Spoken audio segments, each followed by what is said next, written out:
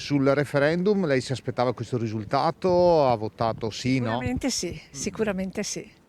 Infatti abbiamo visto che il risultato è stato più che ottimo, giusto? Quindi lei concorda con questo taglio dei parlamentari? Sì, sì.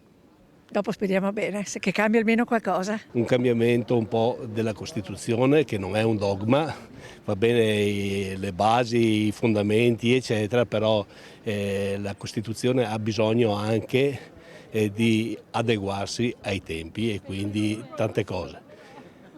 Per quello che riguarda il referendum, e quindi è una cosa che personalmente mi aspettavo. È un risultato che rispecchia un po' il populismo che si è un po' creato in questi tempi in Italia, quindi sinceramente me l'aspettavo. Ecco. Lei dice non è una questione di numeri, è una questione di persone. Di persone, dopo se levano una cosa ne mettono un'altra. Ma io vorrei lo Stato più piccolo, voterei sì per ridurre i ministeri, per ridurre gli impiegati dei ministeri, per ridurre un po' lo Stato. Sulle elezioni regionali Zaia ha stravinto.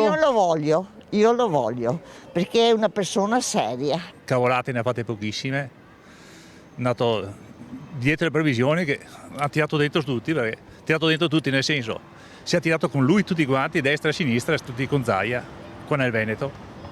Benissimo. Diciamo che è stato veramente un plebiscito, quindi oserei dire che un po' se l'ho anche meritato, giusto?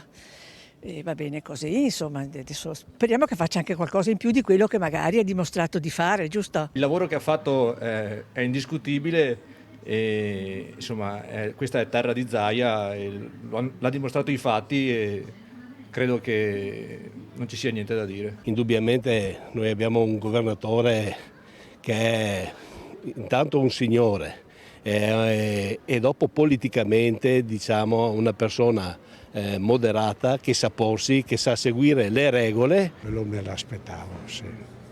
Se semina bene, raccoglie bene, no?